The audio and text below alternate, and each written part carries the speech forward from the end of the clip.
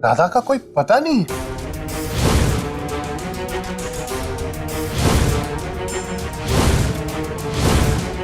मुझे डर लग रहा है।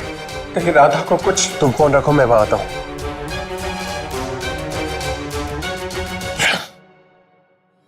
कहाँ जा सकती है वो? हे भगवान, कहीं कहीं किसी मुसीबत में ना पड़ जाए वो। चारों तरफ तो उसके दुश्मन ही दुश्मन है। राधा घर से बाहर जाती भी नहीं थी, कैसे पता चला किसी को उसके बारे में?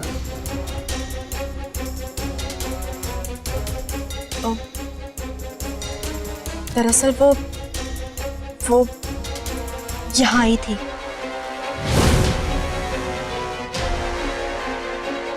हाँ, वो हमारी शादी में आई थी और उसी ने कहा वो ये दिन मिस नहीं करना चाहती। तुम्हें पता था कि वो? तुमने मुझे बताया क्यों नहीं? उसकी जान खतरे में है। वो यहाँ तक आई और वापस गई है। मुझे पता होता तो मैं उसे यहीं कहीं छुपा के रखता, मेरी नजरों के सामने तो रहती वो। कम से कम मैं उसे जाने नहीं देता। अब क्या करें? सुनो, और समय नहीं बर्बाद करते, चलो जल्दी से उसे ढूंढने चलते। चलो। नहीं, तुम नहीं, सिर्फ मैं और योग। अरे मुझे तो यही रहो। हेलो योग, तुम वहीं रुको, मैं वहां आ रहा हूं और साथ में निकलते उसे ढूंढने के लिए। आखिरी बार कहां देखा तुमने उसे? तुम्हारी शादी में आई थी वो। क्या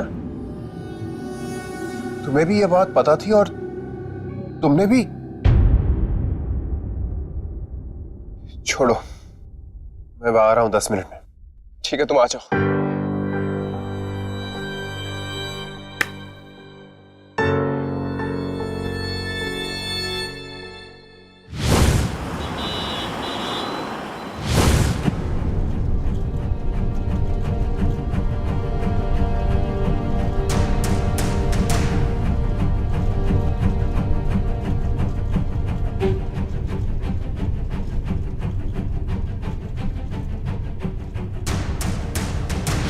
आपको राधा के बारे में कुछ पता है?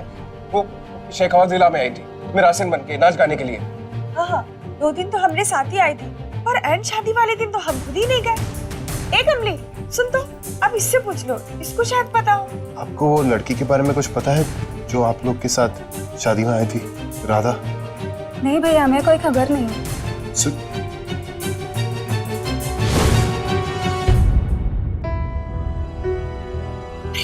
सुनो, आपने किसी लड़की को देखा क्या? इतनी हाइट है उसकी और केसरिया रंग की साड़ी पहनी थी उसने। नहीं बहुरानी, यहाँ पर तो आते हमने किसी को नहीं देखा। ठीक है, जाइए आप लोग।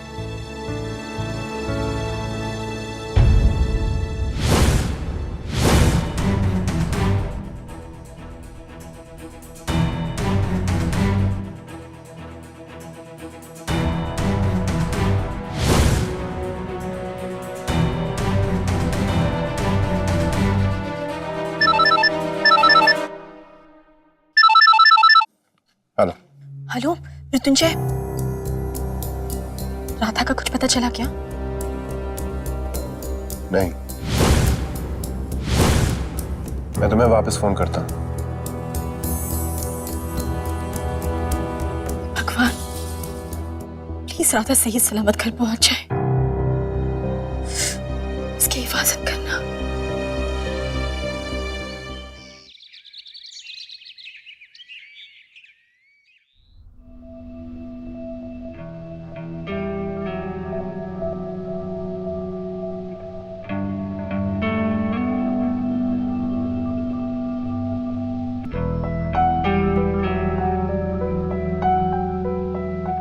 क्या बात है आदि, बहुत प्यार आ रहा है।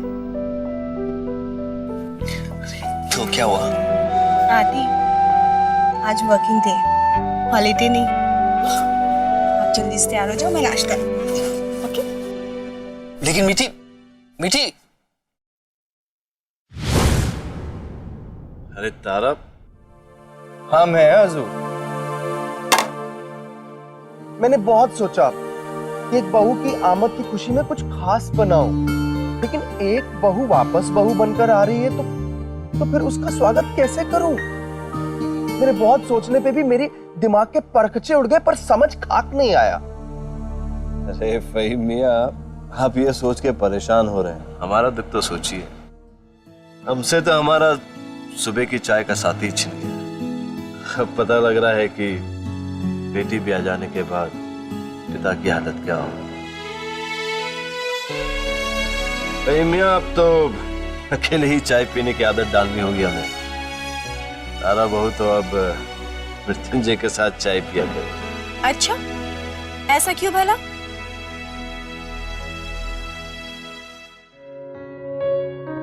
वाह, आपने खुद ही सोचा और अकेले ही चाय पीने बैठ गए। वो तारा ने अभी अपनी पारी नहीं बदली है।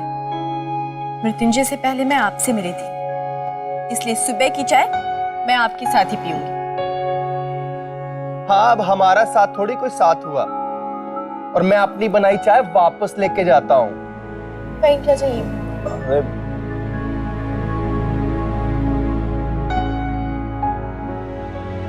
अब बेटा सब ठीक है ना? जी। बेटा वो आज का दिन बहुत खास है।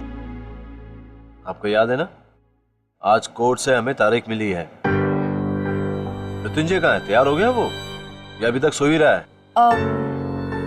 नहीं बाबा, वो राधा को लाने गए हैं। अच्छा अच्छा अच्छा, तो राधा को लेकर सीधे कोर्ट पहुंचेगा? बाबा, बात दरअसल ये है कि वो राधा। अब बेटा राधा क्या? बाबा, राधा कल रात से गायब है। क्या? हाँ बाबा, राधा कल रात से ही गायब है और मृत्युंजय भी उसे ही ढूंढने गए हैं। पापा, मृत्युंजय।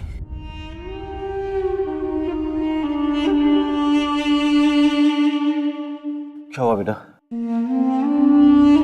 सब जगह ढूंढा, लेकिन कुछ पता नहीं चला।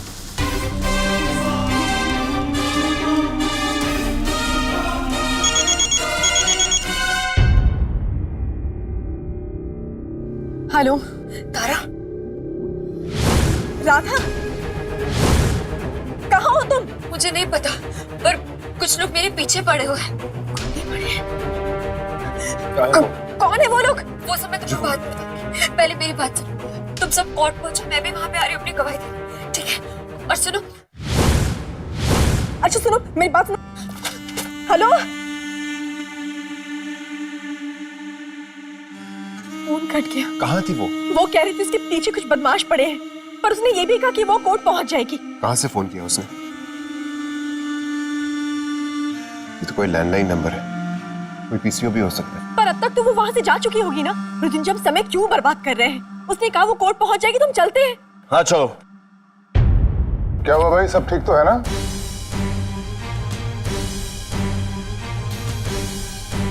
हाँ भाई साहब, सब ठीक है। हम वकील से मिलने जा रहे हैं।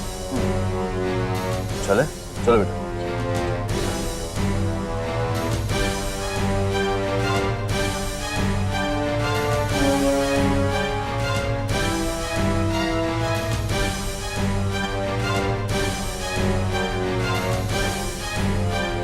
लगता है राधा अभी तक मेरे जमूरों के हाथ आई नहीं है, पर बकरे की माँ कब तक खैर मनाएगी?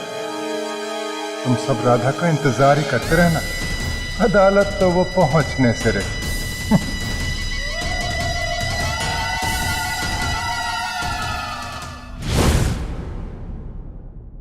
आदि, आप रेडी हो गए?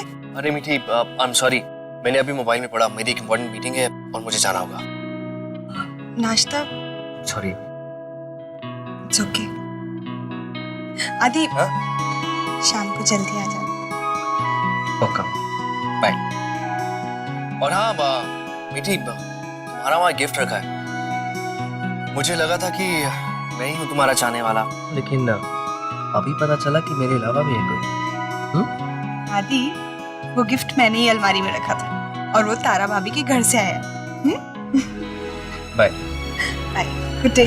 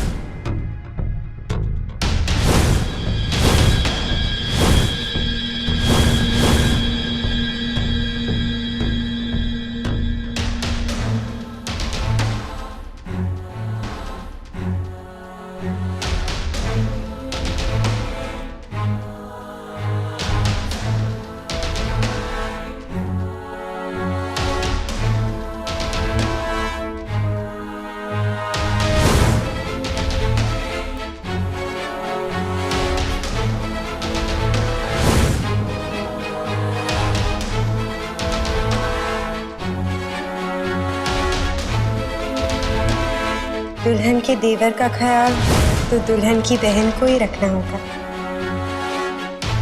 क्यों मीठी, आपको कोई ऐतराज तो नहीं है ना?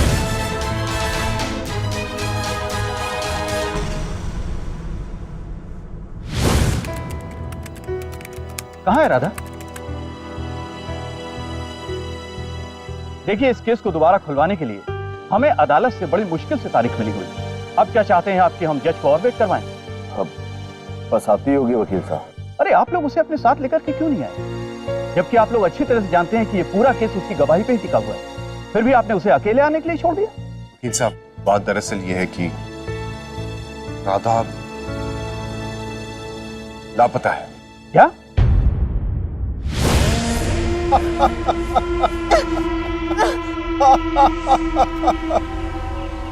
तूफान में हमको छोड़ के साहिल पे आ गए, ना खुदा का हमने जिन्हें नाम दिया है, उम्र भर का गम हमें इनाम दिया है।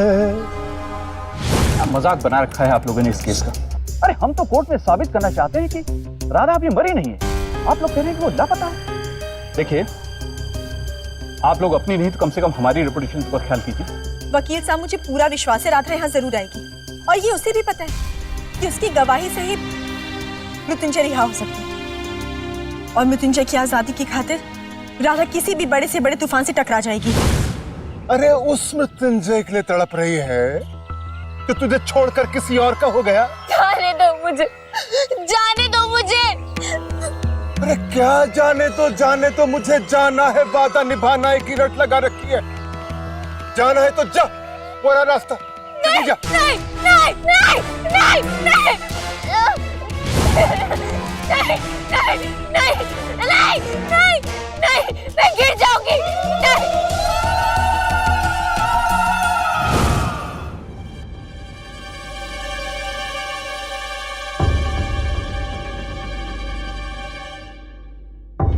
सब ठीक हो जाएगा।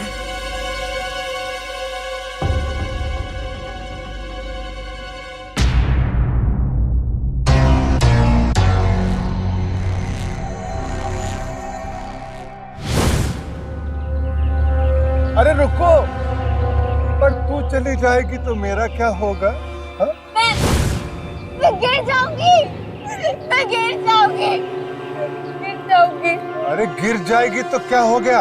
तूने भी तो मुझे गिराने का पूरा इंतजाम किया हुआ था ना। मृत्युंजय का फोन ना मिलता तो मुझे पता ही ना चलता, और तेरा ब्रेसलेट युग के पास ना दिखता तो तेरा भी पता ना चलता। तेरा ब्रेसलेट भगवान जब देता है छप्पर फाड़ के देता है।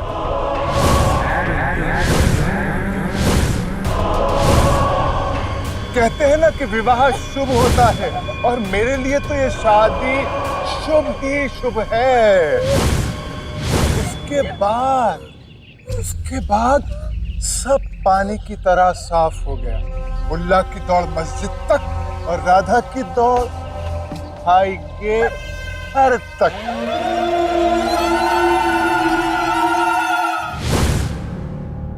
क्या हुआ बेटा? हाँ, तुम रो क्यों रही हो? मैंने आपको हमेशा तारा भाभी की बड़ी बहन की तरह देखा। वो तारा भाभी जिसकी मैं इतनी इज्जत करती। मैंने सपने में भी नहीं सोचा था कि आप इतना नीचे गिर सकती हैं। ये क्या कह रही हो तुम? कैसे बातें कर रही हो? आप अपनी बेटी से पूछिए, जिसने मेरी जिंदगी बर्बाद कर दी है। नंदू ने? ये क्या बोल रही हो बेटा? आप बताती क्यों नहीं आंटी से कि मैं किस बारे में बात कर रही हूँ?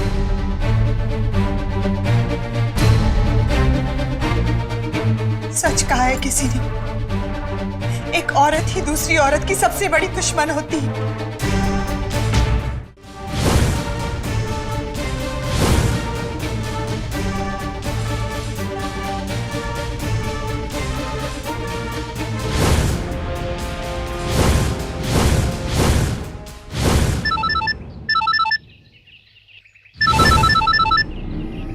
हेलो, मेरे को छोड़ो, मुझे जाने दो।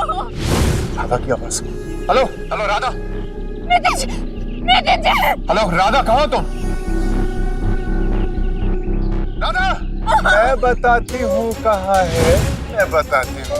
अपनी दोस्त को बचाने आना चाहता है ना, तो आजा काली घाटी। और हाँ, ये निमंत्रण सिर्फ तेरे और तेरी धर्म पत्नी के लिए है। कोई और दूर दूर तक भी नजर आया ना, तो अपनी जान से हाथ धो बैठेगा। No uninvited guest please. Hello hello,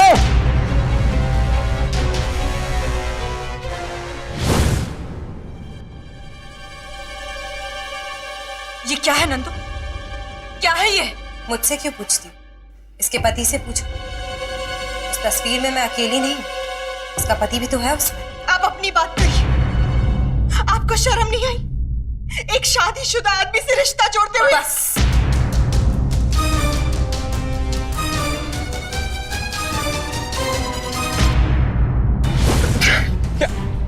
क्या बोलो? हमें राधा को लेने जाना होगा। हाँ हाँ चलो बेटा। पापा नहीं, मैं नहीं जानता क्यों, लेकिन जिसने राधा को कैद किया है वो सिर्फ मुझे और तारा से मिलना चाहता है। आप दोनों प्लीज यहीं रुकिए। मैं उसको जान से लोग, राधा की जान खतरे में, तुम्हारे वहां आने से उसकी जान और खतरे में पड़ सकती। पर मेरी बात सुनो, हम राधा को सही सलामत वापस लेकर आए। मृत्युंजय चलो जल्दी। चलो।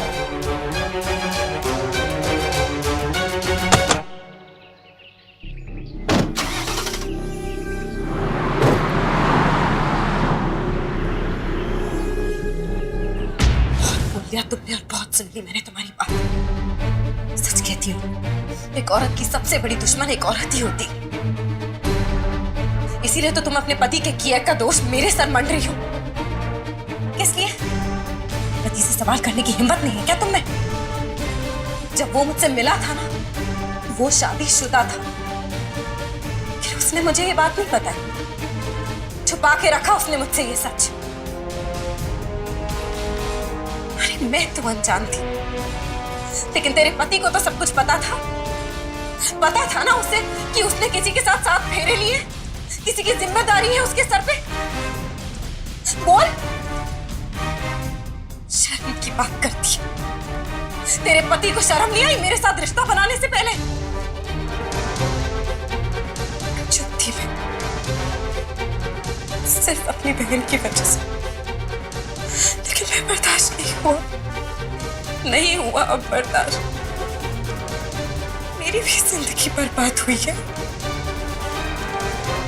सिर्फ तेरे पति की वजह से। क्या सच में मेरा पति ऐसा इंसान है? क्या उसने और भी लड़कियों के साथ ऐसे ही धोखे किए, उनकी जिंदगियां बर्बाद की? आदित्य इंसान नहीं, जानवर है।